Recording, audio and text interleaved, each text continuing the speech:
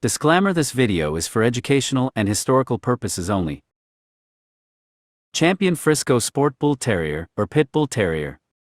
Frisco Sport is perhaps the most famous battle cross of all time. Being half-edge coat-lined Bull Terrier, there is some debate to this, as his ancestor Ch. Banjo was both a pit and a bench dog, and half Colby blood. Sport was a famous dog in his day. He was bred and raised by A.E. Betts, and was often described as a typical Pit Bull Terrier of ideal type, with good bone and muscle, despite being a cross. Of course, back in those days, English Bull Terriers and Pit Bull Terriers were considered interchangeable in the USA, and both were shown in the pit and bench. Which is one of the reasons it simply isn't possible that the APBT is the original Bulldog. Far too much mixing occurred? Sport's ideal pit weight was said to be 47 to 50 pounds, though he was shown at 45 pounds as well. However, his chain weight fluctuated between 50 and 56 pounds. He was said to have gameness, intelligence, and endurance, and an excellent mouth. All in all, he won 10 to 12 matches, and an unspecified amount of rolls. By his 8th match he had already amassed $2,000, nearly a year's salary by today's standards. In prize money, Sport also produced $300 in stud money at a rate of $25 per breeding in 1913. Finding all of the dogs Sport beat is no easy task. The records you will find online range from mostly correct to completely fabricated. I will recount some of this dog's recorded matches. Sport's 3rd match was on July 22, 1912 against Houseman's Clement. Sport was conditioned and handled by Mr. Casey, while Houseman handled his own dog. The agreed-upon weight for both dogs was 50 pounds. However, Clement came in at 51.5 pounds pitside and Sport at 45 pounds. Frisco Sport stopped Clement in 47 minutes, and this event was attended by some 50 well-known dogmen. Some $200 was bet on this match, and afterwards A.E. Betts dubbed Sport the best 47-50 lb dog of the Pacific Coast. Betts offered to match Sport against 2 more prominent breeders whose names he withheld out of respect, one in the East and the other the Midwest. Both dogmen sent letters of refusal in response. Another time, Betts offered to match Sport halfway between the 2 kennels and later another dog on his own home turf. Betts was willing to travel across the nation to match Sport, but no one else dared to accept for some time. Sport's 8th match was on March 13, 1914 against the Soldier's Dog, a reputed 14XW. In the end, the Soldier's Dog was picked up by his owner in order to save the dog's life. Sport did not come unscathed from his matches. In one of his matches, presumably the last, Sport's leg was broken, leaving a lump on his ankle joint.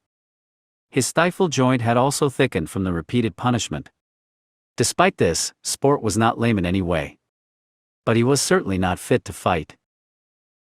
By 3 years, circa 1914, Old Frisco Sport had won 8 official matches, and had produced $2,300 in stud and prize money. Due to circumstances, and selling his home however, Betts sold Sport for a mere $100. He wished him to go to an experienced breeder, and A.B. Laws of Cherokee Kennels purchased the champion, and offered him up for stud. Betts described Laws himself as on the square. Sometime later, Dunable purchased Sport. In Dunable's hands, Sport won a few more matches. One, in which Sport was slightly crippled, was against the dog of Dr. Sands. No one considered Sport fit to fight, but Frisco Sport won in 114, and had given 2 pounds up to Sands' dog. Sport's final match was into Red Nobby. This was the final of 3 dogs the McClintock brothers matched into Sport before buying him. It was an intense match. At first Nobby had the better of the fight. However, Sport was too much, and Nobby quit at :40. A.E. Betts said of Sport, regarding Sport, "I consider him the greatest dog of all time, and in his day could have whipped any 48 to 50 pound dog living. He will take his death, muzzled, any old day, and if he was here no man would get him again. When I shipped him east, he had seen his best pit days. It would be a shame to fight him again. A third raider will kill him, that couldn't whip one side of him in his prime, some dog getting an unearned reputation at Sport's expense. Not old in years, but definitely old in pit work, and you being his owner makes you the possessor of a dog numbered with the best dogs of the past. Don't ruin his reputation, he is undefeated. No game man would fight him again. Dunable seemingly grew a great dislike for Sport after he exchanged ownership.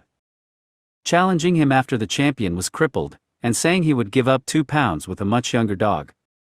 Yet in the Dog Fancier of December 1915, page 48, Dunable talked about Sport's injury, and how excellent he was despite said hindrance.